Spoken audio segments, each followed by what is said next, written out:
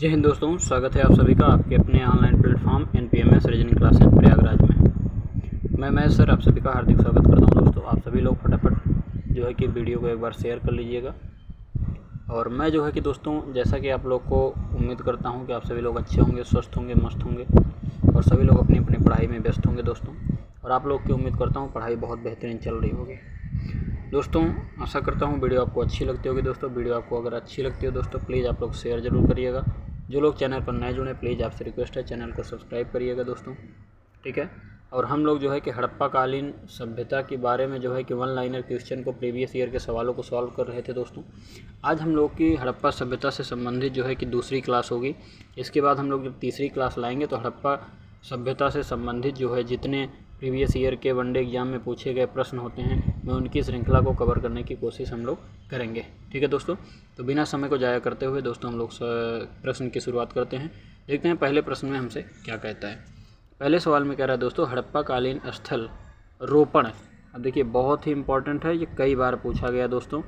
रोपण जो है किस नदी के किनारे स्थित है, या रोपण जो है रोपण शहर जो है हड़प्पा कालीन सभ्यता का जो है वो किस नदी के किनारे है।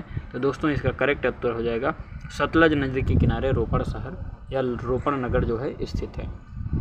अगला सवाल आपसे कह रहा है हड़प्पा, मोहनजोदड़ो तथा लोथल में सिंधु सभ्यता का कौन सा स्थान भारत में स्थित है। तो ध्यान रखिएगा हड़प्पा, मोहनजोदड़ो, लोथल में इन तीनों में सिंधु सभ्यता का जो है लोथल एक ऐसा स्थल है जो अपने कहाँ है भैया, भारत में है। वो कहाँ है भैया, भारत में। अगला सवाल आपसे कह रहा है कौन सी एक विशेषता सिंधु घाटी सभ्यता के प्रमुख शहरों की एक सामान्य विशेषता नहीं है। तो ध्यान रखिएगा सिंधु घाटी सभ्यता में जो है सिंचाई जो है, सिंचाई की जो नहरें हैं वो इसकी कोई विशेषता नहीं है। अगला कह रहा है कि हड़प्पा सभ्यता के लोग किस टाइप के थे। तो आपको पता होगा कि हड़प्पा सभ्यता जो है दोस्तों वो एक शहरी सभ्यता थी, एक नगरी सभ्यता थी। तो इसका करेक्ट उत्तर क्या हो जाएगा, जब सभ्यता अगर नगरी है दोस्तों या शहरी है तो लोग भी वहाँ के कैसे होंगे, शहरी लोग होंगे, ठीक है। चलते हम लोग अगला सवाल क्या कह रहा है कि सिंधु घाटी सभ्यता में धौलावीरा स्थल जो है भारत के किस राज्य में स्थित है। तो ध्यान रखिएगा धौलावीरा अपने गुजरात में रण के कच्छ में स्थित है। गुजरात में रण के कच्छ में स्थित है, ठीक है, गुजरात में।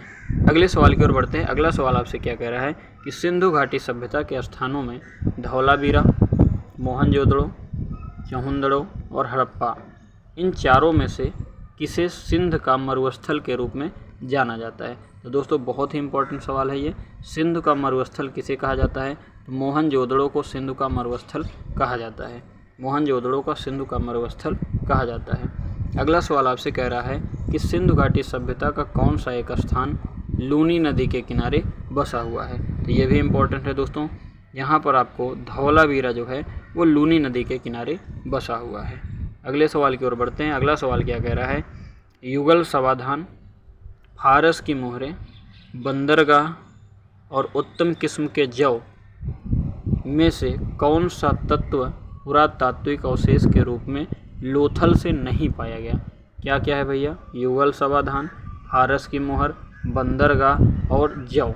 इन चार में से कौन सा जो है अवशेष लोथल से नहीं पाया गया। तो दोस्तों ध्यान रखिएगा जो जौ है जो है वो लोथल से नहीं पाया गया था।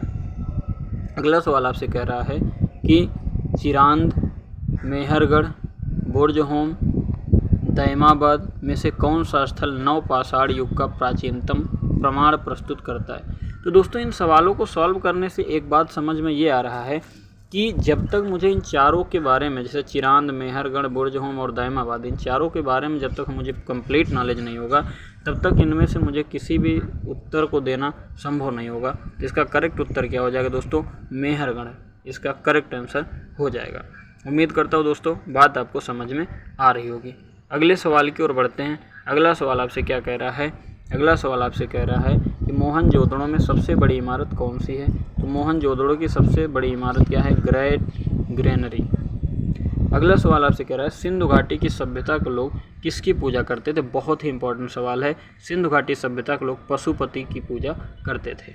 अगला सवाल आपसे कह रहा है कि पुरालेख शास्त्र किसका अध्ययन है। तो पुरालेख शास्त्र जो है दोस्तों उस शिलालेख के अध्ययन को कहा जाता है। शिलालेख के अध्ययन को कहा जाता है। अगले सवाल की ओर बढ़ते हैं। इस वन लाइनर का जो सेशन है इसका ये लास्ट सवाल होगा दोस्तों। इतना ही बचा हुआ था तो हमने कहा छोटा सा आपको वीडियो पेश कर देता हूँ। तो ऐतिहासिक लेखों का संरक्षण विज्ञान की किस शाखा के अंतर्गत पाया जाता है? तो ऐतिहासिक लेखों का संरक्षण म्यूजियोलॉजी के अंतर्गत किया जाता है।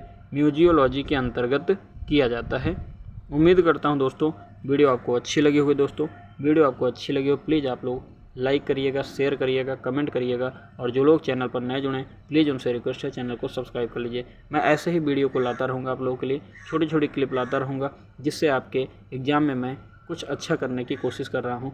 तब तक के लिए दोस्तों आप सभी लोग अपना ख्याल रखिएगा। जय हिंद, जय भारत।